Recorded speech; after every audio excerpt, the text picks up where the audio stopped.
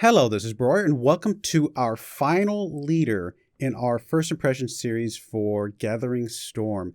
And in a way, we actually get two leaders today, kind of wrapped up into one package. So it's going to be a very interesting, First Impressions. And I think this leader is going to be very, very interesting to play as. And if you haven't seen any of the information up till now, get ready for something kind of crazy. So here we go. Eleanor of Aquitaine leads France. And Eleanor of Aquitaine leads England in Civilization VI, Gathering Storm. All right, so there you go. There's the first, just in your face, dropped right there. She leads both France and England. And obviously not at the same time, because that would get really weird and crazy. I guess in real life, presumably she did in some way. But as far as the game's concerned, you can play either France with her or you can play England with her. So that gives both France and England two leaders to choose from now, just like India and Greece. So that's going to be kind of cool and going to definitely change how you play both of those civilizations based on which leader you pick up. The Duchess of Aquitaine ruled as both Queen Consort of France and England, and left a major impact on the culture and arts of her time. Both in her lifetime and over the next 600 years, a great rivalry existed between these two powers. Allegiances shifted quickly as local rulers pledged their loyalty to one nation or the other. As Eleanor of Aquitaine, expand your influence by attracting new recruits to your kingdom through the power of the arts. Eleanor of Aquitaine's unique ability is Court of Love. All right, so we're going to take a little bit more depth look at this in a moment with comparing it to the rest of the civilization abilities, but let's go ahead and jump into this real quick. Court of Love. Great works in Eleanor's cities each cause -1 loyalty per turn in 4 cities within 9 titles. Each cause. So if you have a city that's got, a museum that's got 3 works in there, you've got the a couple wonders maybe with a couple there. If you got obviously your great work of writing in your base level amphitheater or whatever. You got maybe some music or whatever. You add it all up. Maybe you've got a relic in one of your temples or something of that nature. You could easily be getting 10 plus loyalty per turn for some of your cities without honestly too much effort. I mean, you could get higher than that with some of the bigger wonders, but I would say at least 6. With just your base level buildings that you could have in every city, you could fill those out and be putting a lot of loyalty pressure on the people around you. So kind of an interesting take on things. And then it also says, a city that leaves another civilization due to a loss of loyalty and is currently receiving the most loyalty per turn from Eleanor's civilization skips the free city step to join this civilization. So more than likely, you are going to be the one putting the most pressure on, quite frankly. I mean, it's just the way this is going to work out. I mean, there's a few other civilizations that have a few things that could help them out, but more often than not, I think you're going to be able to set this up where you're the ones putting the pressure on. Plus the fact that you can move your great works around. I mean, sure, take a new city, build up something there, and then move your great works there to start putting pressure on the next person. But being able to skip the free city step, it's really good. Obviously, the sooner you get cities, the better. It's not completely, impossibly game-changing, oh, this is way overpowered. Because in a way, if you had a couple military units there, you could arguably, as soon as it's flipped to free city, just take it instantly, in a single turn or a couple turns with a good enough military. So maybe it's not, super overpowered, but I think it's going to be very helpful. I mean, I think it's great in the sense that you don't have to worry about that military. You don't have to worry about waiting those few extra turns. It might have flipped to you anyway if you didn't get this skip, but now you're going to get the city back, 8 turns sooner, 10 turns sooner, 12 turns, whatever the case may be. I think most of the time I see it's around 10 turns usually.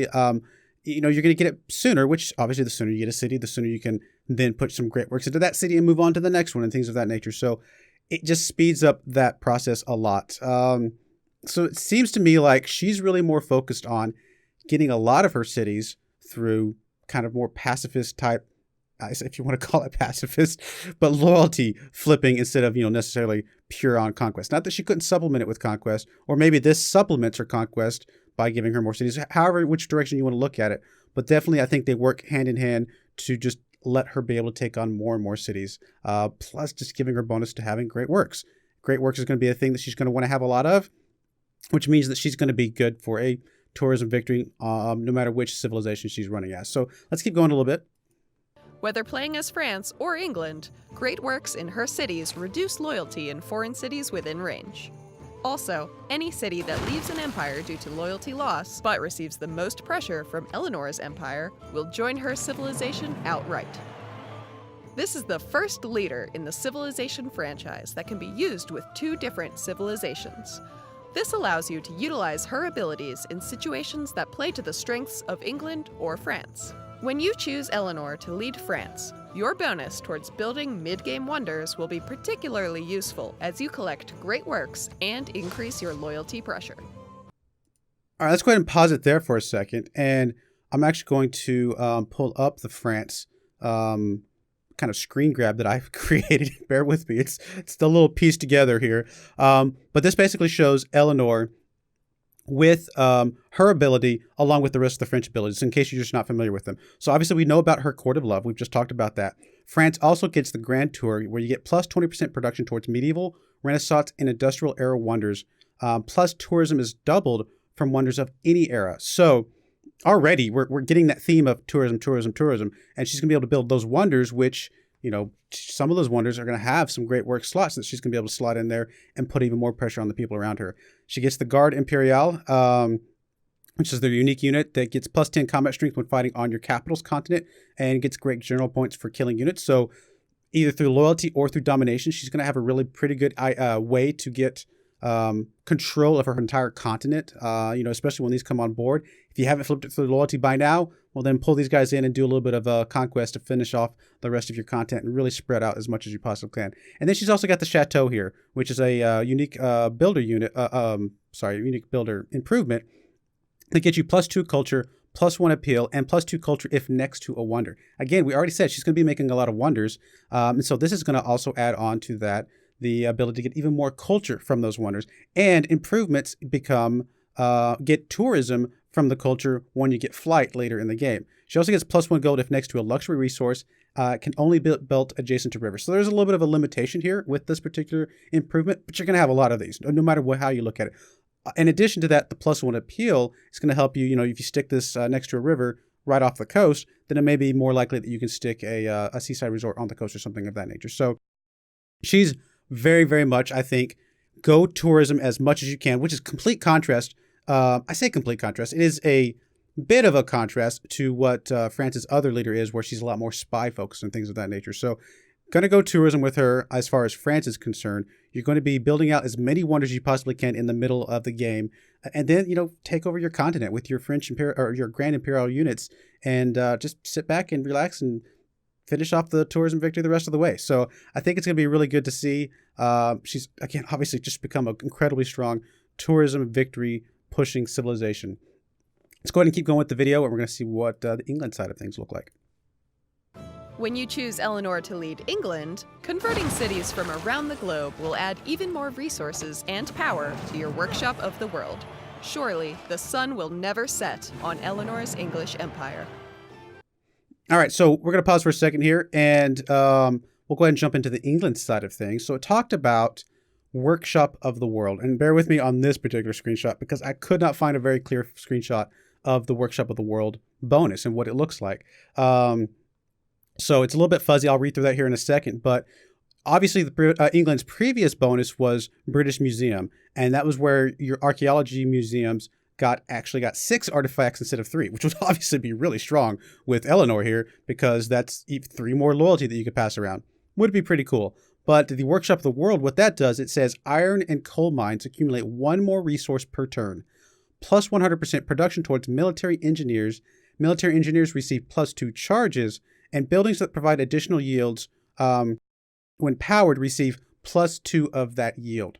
There's a lot there. So first off, iron and coal mines accumulate more resources. So that's going to give you more of the units that require iron or coal, some of the ships and some of the things like that. Plus the 100% production towards military engineers.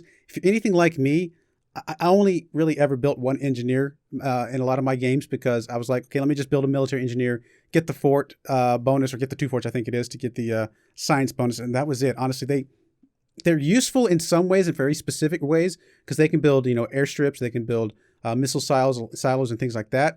But in a way, I also think it's just very limited usefulness. That's changed in Gathering Storm. In Gathering Storm, yes, sure, it can do all that same stuff, but they can also build railroads, which don't consume charges. They can build mountain tunnels, which do, I think, consume charges. So getting the extra charges for that is helpful. The other thing that military engineers help with are dams and canals. For both of those, a military engineer can use one of its charges to complete 20% of either of those. There may be some other things that they can complete as well. Those are the only two I could find so far. But for sure, dams or canals, you can use your military engineer charges to rush complete those. So getting the extra charges for that is going to really help her out. England, being a very kind of naval-oriented civilization, they're going to be happy with getting some extra canals, I think, and things of that nature. So, and then the final bit here of buildings that provide additional yields when powered receive +2 of that yield. They're already receiving, I think I've seen some that were go from 5 to 9 or something like that if you're powered. I mean, now you're going to be able to go, two more gold, 2 more culture, 2 more whatever it may be. So I think that's going to add up pretty significantly as well. And we're going to see a lot more of how that really plays out once we get into the game. Obviously, the other bonuses here from England, the Sea Dog unit, which was, a naval privateer replacement, which is going to allow you to have a chance to capture other ships. England's still going to have that. So it's going to really play to her strengths of still trying to be very strong on the naval side of things. And then, of course, the Royal Naval Dockyard here, which is a district unique to England, places the harbor district. It removes the movement penalty for embarking and disembarking to and from this tile. Of course, it must be built in Coastal Lake. We obviously know that. +1 movement for all naval units built in the dockyard. Again, kind of playing to that naval side of things. And then +2 gold and +4 loyalty per turn when built on a foreign continent. So again, she's going to get even more loyalty for herself for her naval dockyards built on other continents. So then you build a city on another continent, get your safety of having loyalty from having your Royal Naval Dockyard, stick a couple great works in that city, and then suddenly, instead of suffering loyalty loss, you're flipping that on the other cities around you and starting to try and encroach on their loyalty as well. So England, whereas France maybe want to stay a little bit more homegrown to her own continent, England's still going to want to spread out to other continents, just like you would with Victoria. Maybe not quite the same way, because she obviously has some other bonuses, but you're going to be taking a lot of loyalty stuff and trying to really take over those other continents through loyalty. Maybe not just swarm the continents, but just little bits and pieces. Let me pop here and see if I can kind of take a couple cities with my loyalty and things of that nature. Still, I mean, I think England is still going to be borderline, conquest oriented in some ways, because of obviously the ability to get your naval units up and running, especially with the iron and coal mine producing units. The ones that need that, you're going to be able to have a lot more of those than maybe some of the other guys out there on the high seas, if you will. And then, of course, the Sea Dog being able to capture and continue to grow your navy. So I think she could still play a little bit more conquest-oriented, obviously, than I think even France. Probably not quite as much as Victoria would, but she is going to also have that fallback of being, a tourism type of civilization. Is it as much as when she had the British Museum? Probably not, quite frankly. You are going to put a lot of stress on having great works, as Eleanor, because you want that loyalty flipping. But I kind of have to feel like, even though you're going to want more, the fact that you could have 6 with the British Museum was quite a bit of tourism. And so I kind of feel like maybe she's a little bit less tourism focused than she was in the previous version of England from Rise and Fall. But, she's still going to be very strong in all sense of the word. So I think she's going to be a good leader to play as. Again, some variety. You can't go wrong with variety for some of these civilizations. If I had to pick, I'm kind of leaning a little more towards the France side of Eleanor, if I must be honest, because I think that really strong tourism focus looks really, really good. But let's go ahead and finish off the rest of the video and go from there. Eleanor of Aquitaine is a prime candidate for a culture victory, but picking up extra cities will help with any victory. Will you earn the loyalty of the world? How will you rule as Eleanor of Aquitaine in Sid Meier's Civilization VI Gathering Storm? All right, so like I said, I think I'm going to put the edge towards France here. In fact, in a lot of ways, I actually think I like Eleanor as the French leader better than Catherine, because I think it just plays, there's just a lot more cohesion there of really building up that tourism type of thing. Whereas Catherine was, throwing in that spy focus and things like that. I mean, sure, you could steal great works and things of that nature, but I just didn't really feel like it fit in with the tourism victory kind of focus. So I think Eleanor really takes France to the next level on the tourism side of things. I don't know that she really takes England as far as I would have liked. I do think England is going to be a really strong civilization with obviously the extra power that you can get and things of that nature. But I do think if I was going to choose, I'd probably still want to prefer to play Victoria as England. But I think Eleanor could be a lot of fun just to kind of mix things up a little bit as well. So let me know, what do you guys think? I mean, this is unique. This is interesting. I don't know that we'll ever see another double civilization leader. I mean, you have to have kind of a very unique historical circumstance to make that a relevant thing. So what do you guys think? I think this is really cool. Again, probably not going to see it again anytime soon, but I think it's a cool take on things. I love seeing new leaders. New civilizations are great, but I think new leaders are almost as good because they just give you new ways to play some of the current civilizations that are in the game. So let me know what you think in the thoughts below. Please give me a like if you like this video and want to see more of these. Also, please subscribe if you're interested in seeing more of these as well. Obviously, this is the last of the leaders / civilizations we're going to see for Gathering Storm. I am probably going to release next week, like the day or two before the game drops out, probably next Tuesday, a kind of my thoughts across all of the civilizations that were released. So please come back and check that out. But I do appreciate you watching, and I hope you join me again next time. Thank you, and goodbye.